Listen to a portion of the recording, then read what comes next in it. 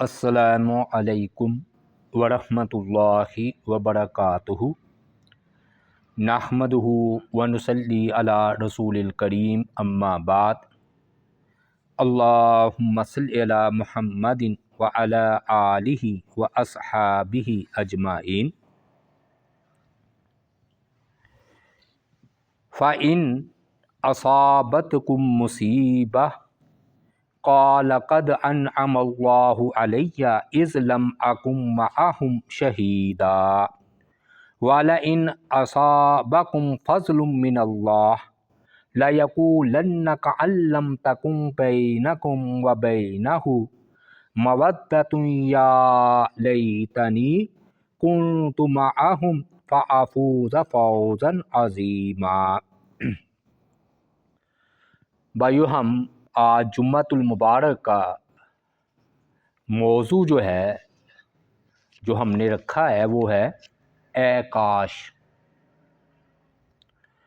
تو اس کے بارے میں قرآن مجید میں اور احادیث میں تو کافی باتیں ہیں، لیکن ہم نے ان باتوں کا چناؤ کیا ہے کہ جو کہ ہماری اصلاح کے لیے، معاشرے کی اصلاح کے لیے اور لوگوں کے لیے مفید ہو۔ اے کاش کا کیا مطلب ہے؟ یہ پچھتاوے کا لفظ ہے۔ شرمندگی کو کہتے ہیں، ندامت کو کہتے ہیں، پچھتاوے کو کہتے ہیں۔ کوئی چیز بندہ نہ کر سکے تو اس کے غم کو کہتے ہیں پچھتاوا۔ اور بیان کرنے والے بیان کرتے ہیں کہ جب بندے کو بڑھاپا آتا ہے نا انسان پر، تو پھر وہ سوچتا ہے اپنے جوانی کے لمحات کہ کاش میں نے جو وہ کھیل تفریح میں ضائع کر دیے تو آج میں نہ ضائع کرتا تو فلاں فلاں مقام جو ہے اسے حاصل کر لیتا ہے، کیونکہ میرے جیسے ہی لوگ، میری ہی ہم عمر کے لوگ پیدا ہوئے، پڑھے لکھے اور وہ آگے نکل گئے اور میں اسکول بھی نہیں گیا، تو پھر یہ چیز ان کو آخر میں پچھتاوے کا باعث بن جاتی ہے۔ اور جو ہے پچھتاوا جو ہے نا، یہ بندے کی اصلاح بھی کرتا ہے، کہ بندے کو یہ بات کہتا ہے کہ اپنے اعمال کی جو ہے نا وہ آگے اصلاح جو ہے وہ کر لے۔ تو اس لیے آج ہمارا جو موضوع ہے وہ آخرت کا پچھتاوا ہے۔ اور کچھ لوگ دنیا میں بھی بعض چیزوں پر پچھتاتے ہیں، تو اس کا ہم نے پہلے ذکر کیا ہے۔ یہ جو آیت مبارکہ کریمہ میں نے تلاوت کی ہے، یہ سورہ النساء کی جو ہے نا وہ آیت مبارکہ کریمہ ہے۔ یہ منافقین کے بارے میں ہے کہ مومنین صحابہ کرام جہاد پر ہیں، اور جو ہے نا اگر انہیں کوئی پریشانی مصیبت آ جاتی ہے جہاد میں، تو منافقین پیچھے بیٹھنے والے کہتے ہیں اللہ نے ہم پر انعام کیا۔ کہ کیوں انعام کیا؟ کہ میں ان میں موجود ہی نہیں تھا۔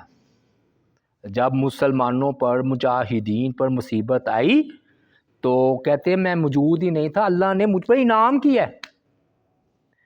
اور دوسرا، اگر اللہ تعالیٰ کا فضل پہنچ جائے ان مجاہدین کو تو زور زور وہ کہیں گے کہ کاش میرے اور ان کے درمیان کوئی دوستی کا رشتہ جو ہے نا اگر ہوتا، تو وہ کہتا ہے کہ یا لیتنی، کاش میں ان کے ساتھ ہوتا اور بڑی کامیابی سمیٹتا جب مال غنیمت ملا۔ تو اب منافقین کیا کہہ رہے ہیں؟ کاش ہم ان میں ہوتے تو ہمیں تو بھی بڑی کامیابی نصیب ہونی۔ اب اس میں کیا سبق ہے ہمارے لیے؟ پہلا سبق یہ ہے کہ تکالیف میں، مسلمانوں کی تکالیف میں ان سے الگ رہنا منافقین کا طریقہ ہے۔ جیسے آج غزہ میں، کشمیر میں، اور بالکل ساتھ نہ دینا، یہ منافقت ہے۔ دوسرا، ہمیں جو ہے نا یہ مسئلہ معلوم ہوا کہ جو ہے نا ہمیں ہر حالت میں مسلمانوں کے ساتھ رہنا چاہیے، ان کے اعمال کے ساتھ، ان کے عقیدے کے ساتھ۔ جو بکری ریوڑ سے جدا ہو جاتی ہے نا، اسے بھیڑیا اٹھا کر لے جاتا ہے، بھیڑیا اس کو اٹھا کر لے جاتا ہے۔ اور تیسری بات یہ ہے کہ فرمایا کہ جب ان کو اللہ تعالیٰ کی طرف سے کوئی فضل پہنچتا ہے، وَلَئِنْ أَصَابَكُمْ فَضْلٌ مِّنَ اللَّهِ، تو اس سے کیا پتہ چلتا ہے؟ مومن یہ سمجھتا ہے کہ میری کامیابی، بلکہ ہر دنیا کی کامیابی اللہ کے فضل کے ساتھ ہے۔ اور جو دنیا دار اور منافق ہوتا ہے، وہ کہتا ہے میں نے اپنے ہنر، اپنے فن، اپنی عقل سے یہ کامیابی حاصل کی ہے۔ تو اللہ تعالیٰ نے کیا فرمایا؟ اللہ تعالیٰ نے فرمایا کہ اگر ان کو پہنچ جائے اللہ کی طرف سے فضل، یعنی کامیابی، تو اس لیے کامیابی دنیا میں ہو آخرت میں ہو، یہ اپنا عقیدہ بنا لیں کہ اللہ کے فضل سے ملتی ہے۔ پھر اس کے بعد اس سے یہ بات بھی ثابت ہو رہی ہے کہ مسلمانوں میں رہ کر مصیبتیں جھیلنا یہ نعمت اللہ کی۔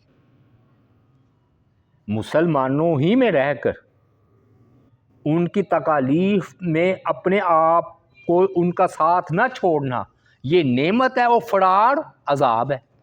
دلیل میدان جہاد، میدان جہاد میں مصیبتیں، پریشانیاں، تکالیف آئی تو اگر کوئی فرار ہو گیا تو گناہ کبیرہ، اور اگر انہی کے ساتھ رہ کر شہادت تک قبول کر لی تو کامیاب ہو جائے گا۔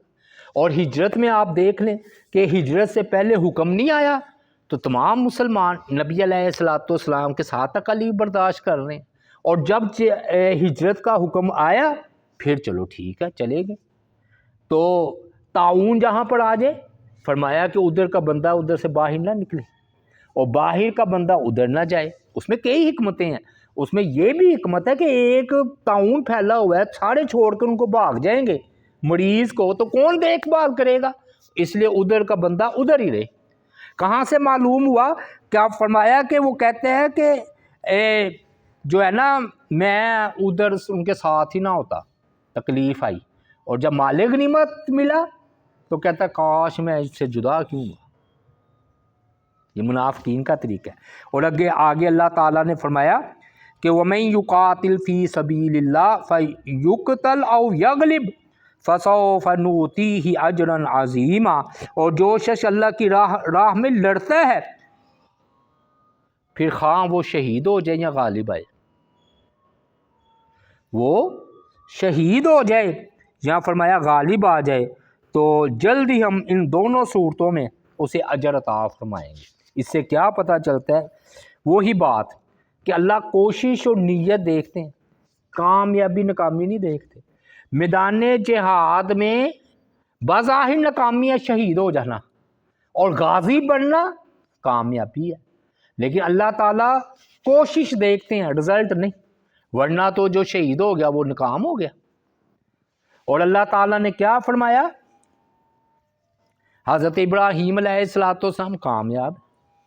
اب آپ دیکھیں نا، بیٹے کو ذبح وہ کر سکے؟ نہیں، اللہ نے کوشش دیکھی ہے، رزلٹ نہیں۔ رزلٹ تو یہ ہے نا کہ حضرت اسماعیل علیہ السلام ذبح ہو جائیں، لیکن ذبح نہیں ہوئے، اللہ نے نیت دیکھی، بیٹے کی قربانی کا ثواب دے دیا، اسے آگے بڑھے۔ اللہ تعالیٰ نے فرمایا یقتلون النبیین بغیر الحق، نبی تو ناحق شہید بھی ہو گئے۔ اب توبہ نعوذ باللہ وہ ناکام ہوئے ہیں؟ نہیں، اللہ تعالیٰ نے ان کی نیت، ان کی کوشش دیکھی، شہید ہو گئے۔ پھر اس سے اور آگے بڑھیں۔ قرآن مجید میں آتا نہیں کہ اے نبی آپ کا کام ہے تبلیغ کرنا، ہدایت دینا، جو رزلٹ ہے وہ اللہ نے نبی کی ذمہ داری نہیں لگائی، رزلٹ سے فارغ کیا اور فرمایا کوشش دیکھی جائے گی کہ کیا تبلیغ کی، کتنی تبلیغ کی۔ اور ایسے ہی اللہ تعالیٰ نے ڈاکٹر کے بارے میں بھی کہا ہے کہ دوائی دینا اس کا کام ہے، شفا دینا اللہ کا کام ہے۔ ڈاکٹر کو بھی اللہ تعالیٰ نے رزلٹ کا پابند نہیں کیا، ورنہ تو بڑے ہنگامے برپا ہو جاتے۔ ہاں کمی کوتاہی چلو ظاہری دیکھی جاتی ہے، لیکن اگر وہ اپنے خلوص نیت سے اس نے دعا دی، نہیں مریض بچ سکا تو ڈاکٹر کا کوئی قصور نہیں، نہ اللہ تعالیٰ نے اس سے پوچھنا، کیونکہ اللہ تعالیٰ نے نیت اور کوشش دیکھنی ہے۔ اللہ تعالیٰ نے یہ نہیں دیکھنا کہ وہ زندہ رہا کہ فوت ہو گیا، وہ تو اللہ تعالیٰ کے قبضے میں تھی موت اور زندگی۔ اور اسی طرح اللہ تعالیٰ نے فرمایا کہ دکان کھولنا بندے کی ذمہ داری ہے جی، اور رزق دینا اللہ تعالیٰ کی۔ اور واقعی کبھی رزق میں بندہ ملتا ہے، کبھی نہیں ملتا۔ اس کی ایک بندے نے بڑی اچھی مثال دی، کہتے ایک ہی نا دو شخص ہیں جال ڈالتے ہیں ادھر دریا میں، ایک میں نا جال میں مچھلیاں بھرپور آ جاتی ہیں اور ایک کا خالی جال۔ پھر دونوں نے کوشش تو ایک جیسی کی، ٹھیک ہے، اور بعض کا جگہ بھی قریب قریب ہو تو نہیں ہوتا۔ تو یہ ہوتا ہے کہ کوشش اللہ تعالیٰ دیکھتے ہیں، نیت دیکھتے ہیں، رزلٹ اللہ تعالیٰ نے کئی چیزوں کا اپنے اوپر رکھا ہے، کامیاب ہو یا ناکام ہو وہ نہیں اللہ تعالیٰ دیکھتے۔ اور اسی ایسے آخری رزلٹ جو ہے مل رہا ہے وہ یہ ہے کہ دوست وہ نہیں ہے جو صرف خوشی میں ساتھ دے، دوست وہ ہے جو دکھ اور مصیبت میں بھی ساتھ دے۔ یہ کیا ہوا، مال غنیمت ملا تو ہم ادھر ہوتے اور شہادت ہوئی تو شکر ہے ہم نہیں ہوئے، یہ کہنے ہیں منافقی۔ یہ پکے خود غرض دوستوں کی مثال ہے، اور پتہ واقعی مصیبت کے وقت ہی لگتا ہے، خوشی کے وقت بندہ نا پتہ نہیں چلتا کون دشمن ہے کون سجن ہے۔ دوسری آیت مبارکہ کریمہ یہ سورہ الفرقان کی ہے، فرمایا وَيَوْمَ يَعُضُّ الظَّالِمُ عَلَى يَدَيْهِ يَقُولُ يَا لَيْتَنِي اتَّخَذْتُ مَعَ الرَّسُولِ سَبِيلًا۔ اس دن ظالم اپنے ہاتھوں کو کاٹے گا اور کہے گا کاش پچھتائے گا کہ میں نے رسول کے ساتھ اپنا طریقہ اپنایا ہوتا، یعنی کہ رسول کا راستہ میں نے اختیار کیا ہوتا، اور کہے گا کاش میں نے فلاں شخص کو اپنا دوست نہ بنایا ہوتا۔ کیوں؟ اس نے کیا گیا کہ اس نے مجھے گمراہ کر دیا، اور نصیحت آ جانے کے بعد، اور شیطان تو ہے ہی دغا باز ہیں جی، اور مصیبت پڑنے پر چھوڑ جانے والا، یہ ترجمہ انہوں نے کیا ہے۔ اب اس میں پہلی بات تو یہ ہے کہ ظالم سے مراد ہے مشرک، قیامت والے دن وہ اپنے ہاتھ کاٹے گا افسوس کی وجہ سے، پچھتاوے کی وجہ سے۔ تو وہ کیوں جی؟ وہ اس لیے کہ اللہ تعالیٰ کی ذات پاک نے ادھر جو نا کئی باتیں ارشاد فرمائی ہیں، اس میں پہلی بات تو یہی ہے کہ ظالم کا ہے مشرک کو۔ وہ کیوں؟ مشرک جو ہے نا وہ اپنی جان پر پہلے ظلم کرتا ہے، اس کو ابدی جہنمی بنا لیتا ہے، تو ظالم ہی ہوا۔ دوسرا مسئلہ، ہمارے معاشرے میں شرک کو ظلم نہیں سمجھا جاتا، یعنی کہ جرم نہیں سمجھا جاتا، دوسرے لفظوں میں مطلب آپ قتل کر دیں یا نہ حق کسی کا فراڈ دھوکہ کر دے، مال کھا لے، اور آج کل تو رضامندی کے بغیر کسی کے ساتھ تعلقات قائم کر لے، پولیس پکڑ کر لے جائے گی کیونکہ یہ جرم ہے۔ لیکن شرک کو جرم نہیں سمجھا جاتا، تو اللہ تعالیٰ نے مشرک کو ظالم کہا ہے۔ دوسرے لفظوں میں ہم یوں کہہ لیں کہ مجرم ظالم کو کہتے ہیں ہم، جو تھانے پولیس پکڑ کے لے جائے۔ لیکن جو شرک کرنے والا ہے اس کو ہم جو ہے نا وہ ظالم نہیں سمجھتے، حالانکہ مشرک بھی ظالم ہے۔ تو میں نے آپ کو ایک قرآن مجید اس کو ظالم کہہ رہا ہے، کس کو؟ مشرک کو۔ دوسری بات وہ کہہ رہا ہے کہ کاش میں نے نا رسول کا ساتھ میرا ہوتا۔ اس سے کیا بات ثابت ہو رہی ہے کہ جو نا ایمان، اللہ کے ایمان کے ساتھ رسول پر ایمان اور احادیث پر بھی ایمان لانا ہوگا، قرآن کے ساتھ حدیث کو بھی ماننا ہوگا۔ وہ کہہ رہے ہیں میں نے رسول کا ساتھ، رسول کا راستہ پکڑا ہوتا۔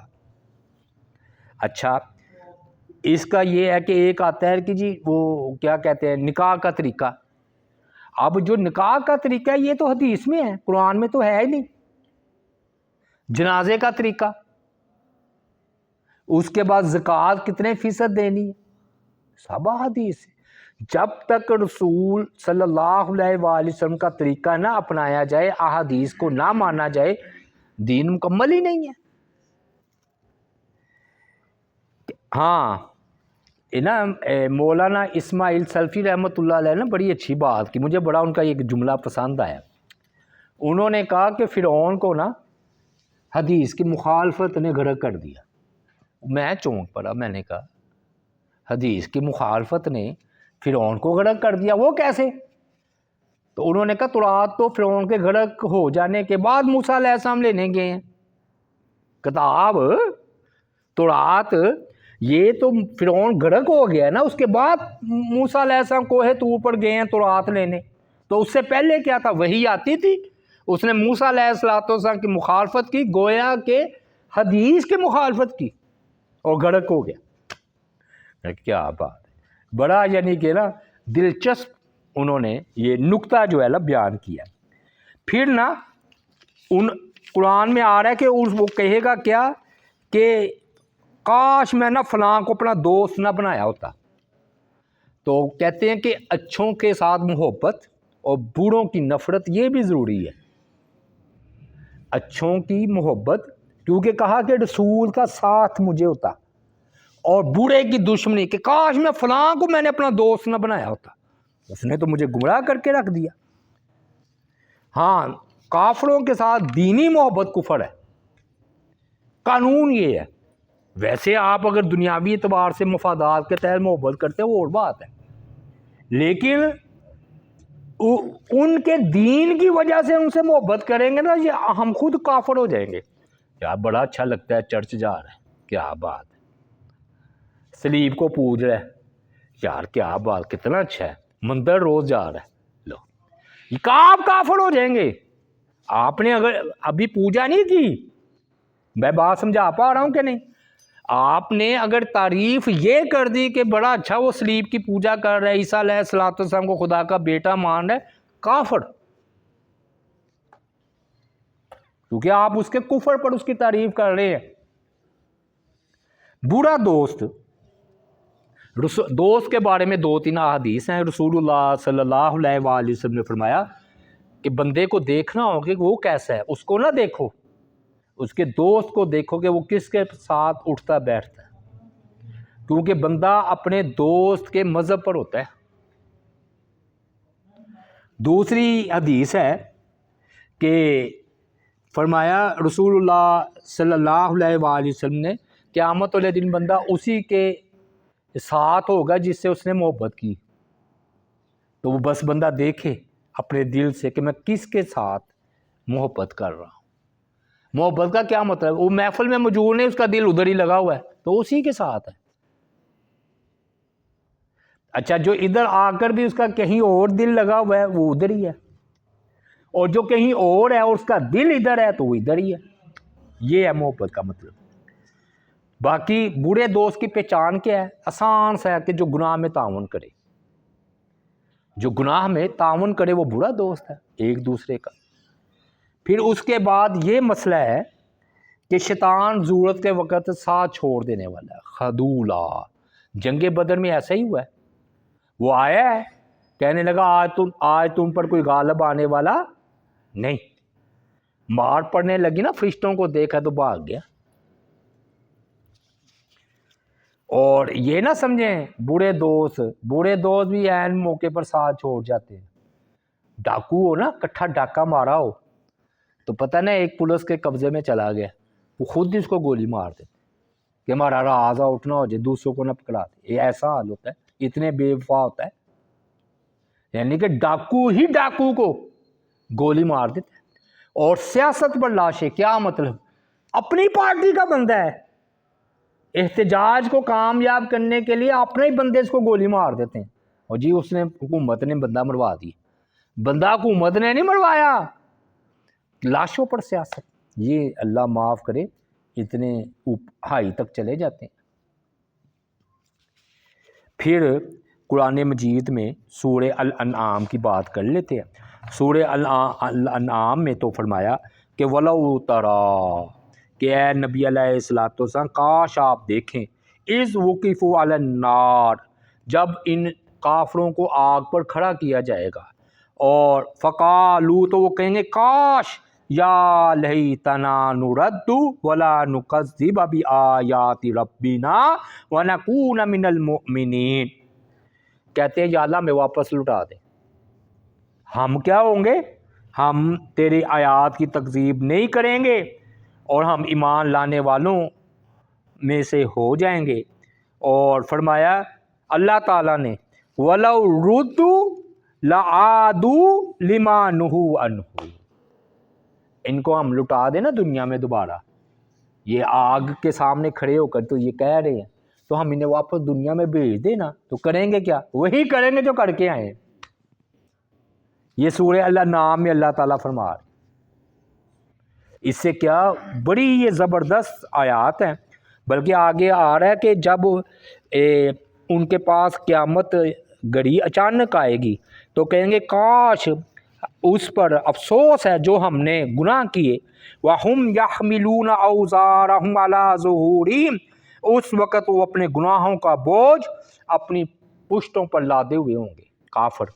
اور فرمایا اللہ تعالیٰ نے الا، خبردار، دیکھو، ساء ما یزرون، کیسا برا بوجھ ہے جو وہ انہوں نے اٹھا رکھا ہے، اور دنیا کی زندگی تو کھیل تماشا ہے، اور آخرت کا گھر بہتر ہے ان لوگوں کے لیے جو متقی ہے۔ لو جی، اس میں تو بڑی باتیں اللہ تعالیٰ کی ذات پاک نے نا سورہ الانعام میں بیان کی ہیں۔ پہلی بات ہے جی، وہ نا قیامت کا دن ہوگا نا، تو کہیں گے ہائے افسوس اس پر جو ہم کر کے آئے ہیں۔ تو بڑا نا کہ دلچسپ مجھے نکتہ لگا اس پر، وہ میں نے پڑھا تو میں پہلے حیران ہوا، میں نے کہا کس نے بات کہاں سے نکال لی ہے کہ نکال لائیں۔ وہ کہتے دنیا میں بڑی سے بڑی تکلیف آئے نا، اور خاص طور پر دماغ پر چوٹ لگے تو یادداشت چلی جاتی ہے نا، سنا نا، یادداشت گئی، پچھلا سارے بھول گیا، کیا ہوا جی، وہ باجی اوپر سے گرا، دماغ پر چوٹ آئی ہے، پچھلی یادداشت ہی چلی گئی۔ اتنا سخت ترین انہیں عذاب ہوگا، یادداشت کوئی نہیں ان کی جائے گی، بلکہ پہلے سے بھی زیادہ بحال ہو جائے گی۔ ہے جی، بات سمجھا پایا ہوں کہ نہیں؟ یعنی کہ مصیبت اور عذاب میں کیا بھی، توبہ نعوذ باللہ، وہ جو تکالیف ہیں وہ تو بڑی سخت ہے، تو اس میں یادداشت جو ہے نا نہیں جائے گی۔ دوسری بات، اللہ تعالیٰ کی ذات پاک نے فرمایا یہ عادی مجرم ہے، اگر یہ واپس بھی گئے نا تو جو کر کے آئے نا وہی کر کے آئے، وہی کریں گے۔ تو مفسرین اکرام نے سوال اٹھایا کہ کیوں کریں گے ایسا؟ اس لیے کہ دو حالتیں ہیں، اللہ تعالیٰ نے دنیا کو بنایا ہے دارالامتحان، اور اس کی بنیاد رکھی ہے یؤمنون بالغیب پر، کہ بغیر دیکھے رب کو ماننا ہے۔ تو اللہ تعالیٰ کیا کریں گے؟ اللہ تعالیٰ نے آخرت پھر بلا دیں گے، بھول گئے تو پھر گئے آئے دنیا پر، تو اللہ کا علم کہتا ہے اگر میں ان کو آخرت بلا دوں گا نا تو پھر وہی کریں گے۔ تو واقعی دیکھ لیں، جو آج آخرت کو بھولے ہوئے کر رہے ہیں نا، تو جب اللہ تعالیٰ نے یؤمنون بالغیب کے تحت آخرت بلا دینی ہے تاکہ ان کا امتحان ہو، تو بھائی وہ پھر وہ کیسے وہی کریں گے جو کر کے آئیں۔ اور دوسری بات کہ ان کی یہ نیت ہے کہ جب تک ہماری زندگی ہے نا تو اس وقت تک ہم کفر و شرک کریں گے، تو اللہ اب ان پر ظاہر کر دے، تو جب ظاہر ہو گیا تو امتحان نہ رہا، تو اللہ کو بھیجنے کا فائدہ ہے کہ ان کو تو پتہ چل گیا کہ درجہ جہنم ہے، تو پھر دنیا میں آزمائش کس بات کی؟ میں بات سمجھا پا رہا ہوں کہ دو لفظوں میں گفتگو ہے کہ یؤمنون بالغیب، آ کر پھر وہی کریں گے، اللہ تعالیٰ یاد ان کی یادداشت برقرار رہے گی تو پھر وہ امتحان نہیں رہتا دنیا۔ پھر اس کے بعد نا سوال ادھر پیدا ہوتا ہے کہ ہمیشہ کیوں، یعنی کہ 50-60 سال جو گناہ کیا تو ہمیشہ کی سزا کیوں؟ تو اس کا بھی نا مفسرین کرام نے بڑا دلچسپ جواب دیا. کہتے اصل میں وہی بات نیت پر فیصلے ہیں. یعنی کہ اگر اللہ ان کو یؤمنون بالغیب کے تحت رکھے تو یہ ہمیشہ ان کی نیت ہے کہ شرک کریں گے. تو جب ان کی نیت ہی ہمیشہ کی ہے تو عذاب بھی ہمیشہ کا ہے. یہ جواب دیا. بعد میں سمجھا پا رہا ہوں، گہری ہے. یعنی کہ اسی حالت میں ان کو بھیجا جاتا تو ان کی نیت، ہمارے ہاں کیا کہتا ہے، یہ عادی مجرم ہے یار، اس کو باہر بھیجو گے نا تو پھر نشے ہی کرے گا یار، یہ عادی مجرم ہے، اس نے یہی کام کرنے ہیں. یہ ان کا حال ہے. اور پھر دوسری بات اس میں یہ ہے کہ اللہ تعالیٰ فرماتے ہیں کہ واپسی نہیں ہے. اس سے ان لوگوں کی بھی تردید ہو جاتی ہے. وہ پتہ نہیں کیا کیا کہانیاں بنا رکھی ہیں کہ دوبارہ روحیں آتی ہیں کتے کے روپ میں، بلے کے روپ میں. ہندوؤں کی کہانی ہے. نہیں بھائیو، جو چلا گیا ایک ہی بار دنیا میں آنا ہے، دوبارہ نہیں آنا. بلکہ جو دن چلا گیا وہ بھی نہیں آنا زندگی میں. تو اس لیے یہ قصے کہانیاں ہی ہیں. پھر نا یہ قیامت والے دن نا یہ کافروں پر ان کے اعمال بوجھ ہوں گے، اور مومن کیا ہوگا، مومن اپنے اعمال پر سوار ہوگا. کیونکہ فرمایا نا کہ بہت برے ہیں وہ وزن جو انہوں نے اٹھائے ہوئے، گنجا سانپ بن کے ان کے پر لپٹ جائے گا. اللہ معاف کرے.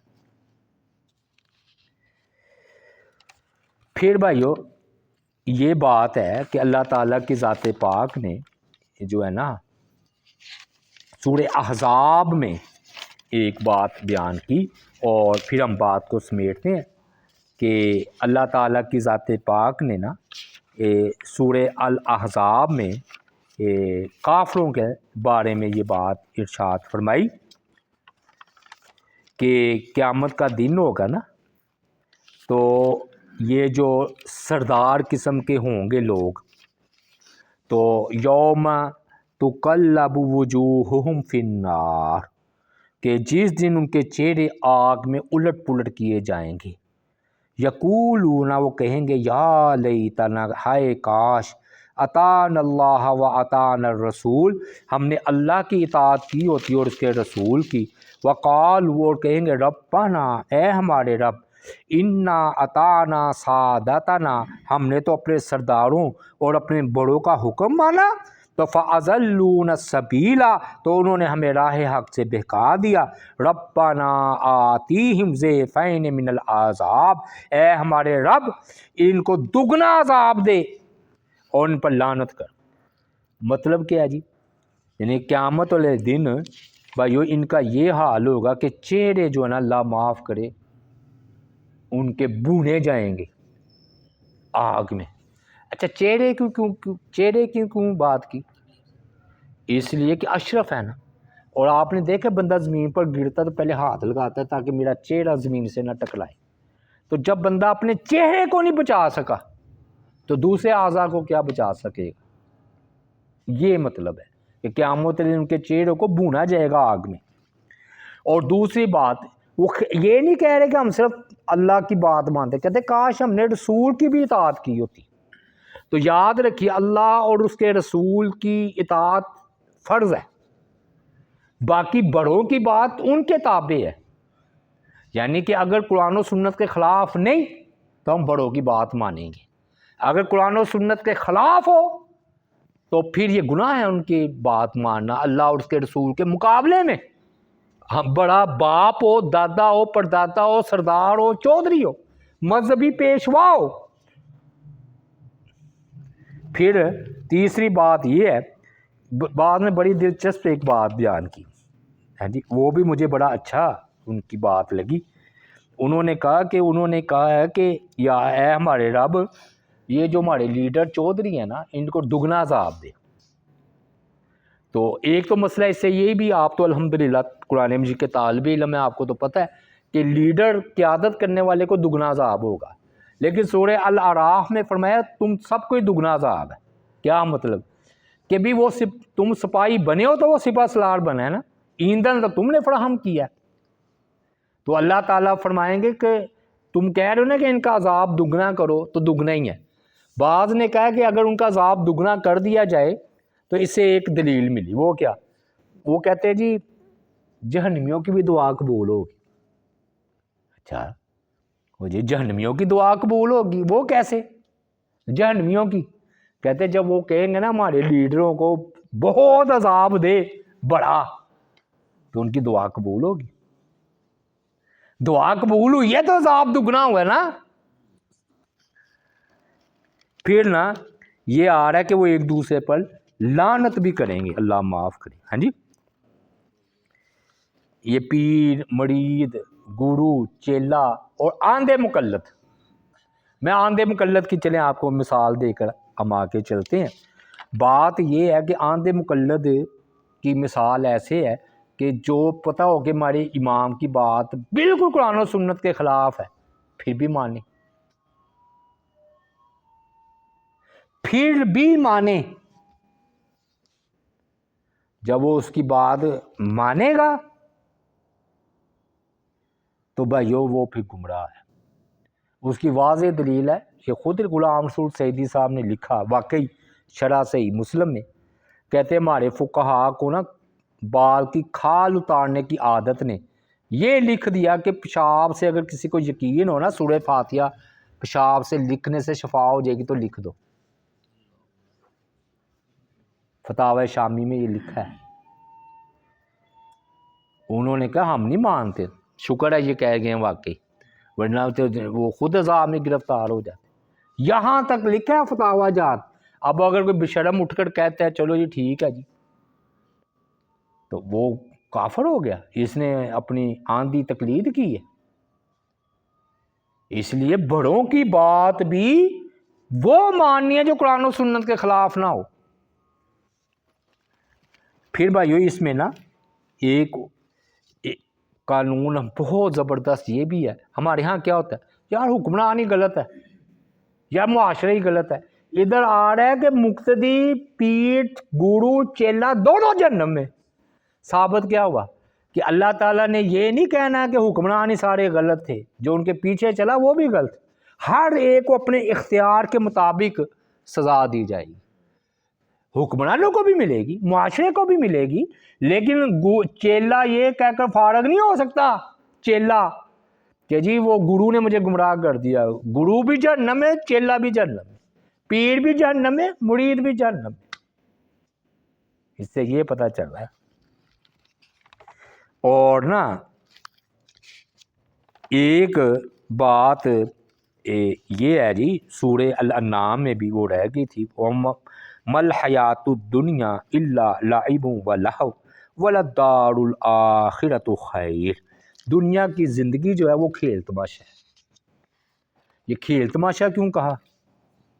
اس لیے کھیل میں ایک کو غم ملتا ہے اور ایک کو خوشی۔ دنیا بھی ایسے ہی ہے۔ ابھی آپ نے دیکھا ہے کہیں شادی ہو رہی ہے کہیں غم۔ ایسا نہیں ہے کہ دنیا مرکب ہے غم اور خوشی سے۔ دنیا میں انسان کو دکھ بھی آتے ہیں، سکھ بھی آتے ہیں، جیسے کھیل میں ایک ہی ہار اور ایک ہی جیت، اور دوسرا کھیل ہوتا ہے مختصر۔ جب بندہ کھیلتا ہے نا کہتا پتہ ہی نہیں چلا ٹائم کدھر گیا۔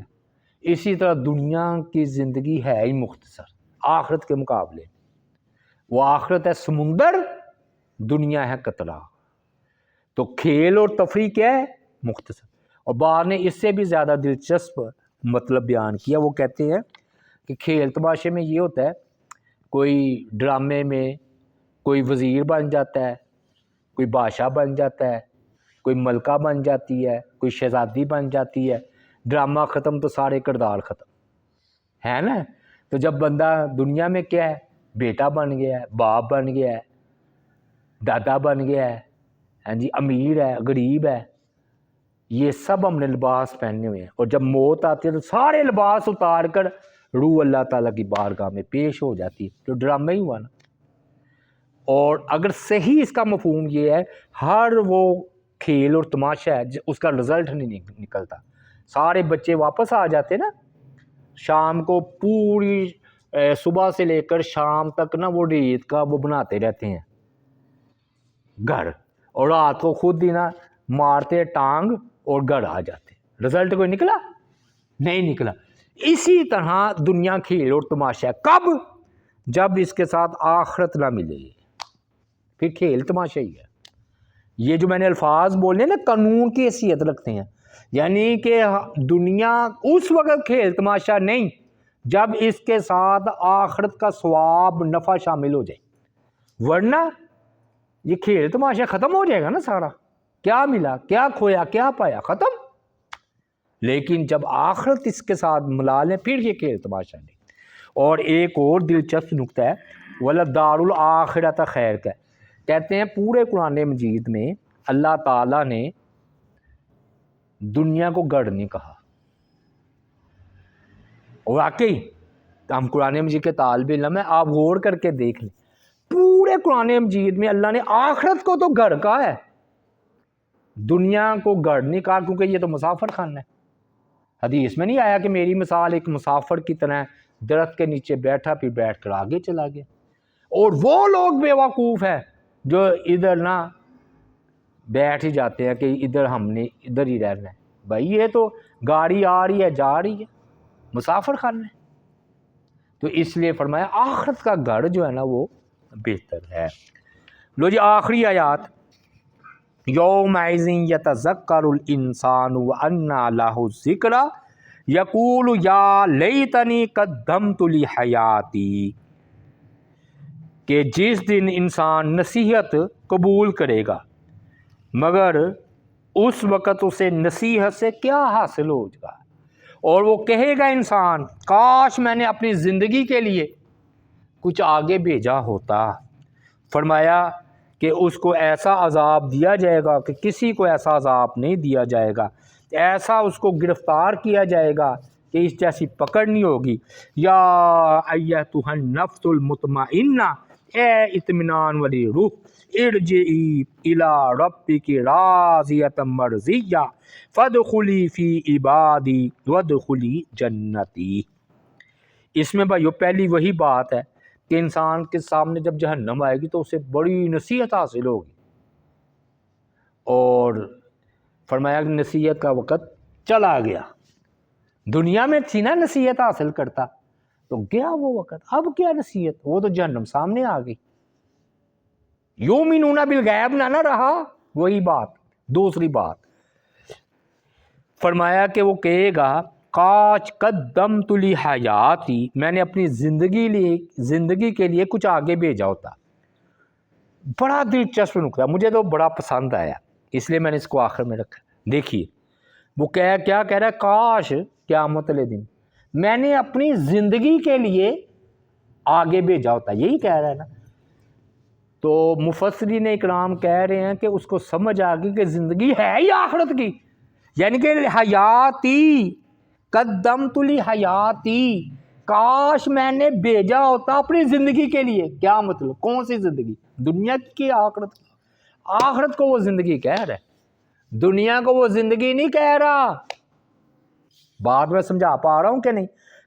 پھر سنیں کیا کہہ رہا ہے، یقول یا لیتنی قدمت لحیاتی، ہائے کاش، وقت بیت گیا نا، پچھتاوا ہے، سانپ نکل گیا، لکیر پیٹنے سے کوئی فائدہ نہیں، جہنم سامنے ہے، چاہے وہ کافر ہے بندہ، تو کہہ رہا ہے کہ میں نے اپنی زندگی، یہ جو زندگی اب شروع ہوئی ہے، یہ تو سب مسافر خانہ ہے، تو یا اللہ میں نے کاش اپنی زندگی کے لیے کچھ آگے بھیجا ہو۔ تو آگے اس سے بھی زیادہ الفاظ زبردست ہے، یا ایتھا النفس المطمئنہ، اے اطمینان والی روح۔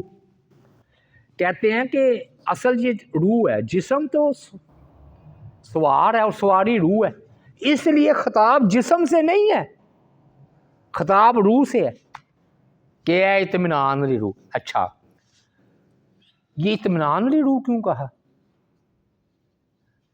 کہتے ہیں کہ وہ بندہ اللہ تعالیٰ پر راضی ہو چکا ہے، مطمئن، اپنے نیک اعمال کر کے جا رہا ہے دنیا سے، تو وہ مطمئن ہے۔ ارجعی الی ربک راضیۃ مرضیہ، تو چل اس رب کی طرف، لوٹ چل جو تجھ سے راضی ہے، تو اس سے راضی ہے۔ اور اس میں نا بڑی واقعی گہرائی والی بات ہے موت کے وقت راضی رہنا اللہ پر بڑا مشکل ہے. کیا خیال ہے جی؟ اللہ تعالیٰ کہتا ہے چلو، تو بندہ کہ میں راضی ہوں. چھوٹی بات، مطلب ہم سے پوچھے چلو جی ابھی تمہاری موت کا وقت ہے، تو ہم راضی ہیں؟ نہیں. اور اللہ تعالیٰ فرما رہے ہیں کہ تو اللہ سے راضی، اللہ تو سے راضی. وہ کہتے ہیں کہ جب فرشتے خوشخبریاں دیتے ہیں نا، واقعی بندہ کوئی دنیا سے جانا پسند نہیں کرتا، لیکن حضرت عائشہ صدیقہ رضی اللہ تعالیٰ عنہ نے کہا اللہ کے رسول کون بندہ ہے جو موت کو ناپسند کرے؟ ہم تو کرتے ہیں. فرمایا عائشہ یہ بات نہیں، فرمایا جب اسے خوشخبریاں دی جائیں فرشتوں کی ملاقات ہو موت کے وقت، تو اسے جنت دکھلائی جائے تو وہ اللہ تعالیٰ کی ملاقات کو پسند کرتا ہے، اللہ بھی اس سے ملاقات کو پسند کرتے ہیں. یہ مطلب ہے. پھر بندہ کہتا ہے یا اللہ مجھے لے چل، تو راضی پھر ہو جائے گا. یہ ہے. ورنہ الفاظ تو بڑے ہیں بھی، موت اس کی آ رہی ہے، اسے زبردستی لے جایا جا رہا ہے، اور وہ کہہ رہا ہے میں راضی ہوں، اور اللہ بھی اس سے راضی. یعنی کہ جو اللہ کی تقدیر پر راضی ہے اللہ بھی اس سے راضی ہے. یہ مطلب ہے کہ انسان میں نے تجھے مرد بنایا، عورت بنایا، بیماری میں آزمایا، صحت میں آزمایا، کم رزق دے کر آزمایا، زیادہ رزق دے کر آزمایا، اونچ نیچ کے ذریعے آزمایا، تو راضی رہا مجھ سے تو میں بھی تجھ سے راضی. پھر فدخلی فی عبادی، تو داخل ہو جا میرے بندوں میں. ادھر یہ نقطہ بیان کیا گیا سر کہ ادھر نا جنت بھی دوسرے بندوں کے ساتھ ہی جنت ہے. جو اللہ کے بندے ہیں نا، صدیقین، شہداء، صالحین، کیا کہا جنت بعد میں، پہلے کہا فدخلی فی عبادی، تو میرے بندوں میں داخل ہو جا. اس سے یہ بھی استدلال کیا جا سکتا ہے، موت کے وقت کہتے ہیں نا، یہ ہے زیادہ تر یہ کہتے ہیں موت کے وقت، کیونکہ لوٹ چل، تو موت کے وقت ہی ہے نا. تو اس کا مطلب یہ ہے کہ عالم برزخ میں دوسرے مومنین سے ملاقات ہوتی ہے بندوں سے، تو میرے بندوں میں داخل ہو جائے. یہاں دوسرا مفہوم لے لیں کہ جو نیک بندے ہیں جن کو میں نے درجے دیے ہیں ان میں تیرا بھی شمار ہو گیا. اور وَدْخُلِي جنتی، جنت میں داخل ہو جا. اور میں نے آپ کو بتایا عالم برزخ کی بھی ایک جنت ہے اور جنت کی بھی ایک جنت ہے. تو یہ عالم برزخ کی جنت مراد ہے. اور اگر قیامت والے دن اللہ خطاب کریں گے تو وہ پھر تو ٹھیک ہے بات، لیکن زیادہ تر تفسیر میں یہی ہے کہ اس نے جو ہے نا حق کی اتباع کر کے نفس کو مطمئن کر لیا اور جنت میں داخل ہو گیا. تو یہ فکر آخرت اور اصلاح کے حوالے سے جو مجھے آیات دی گئی تھی تو میں نے اس کی تھوڑی سی وضاحت کی ہے. اللہ تعالیٰ سے دعا ہے اللہ تعالیٰ کی ذات پاک ہمیں عمل کرنے کی توفیق عطا فرمائے. وما علینا الا البلاغ المبین.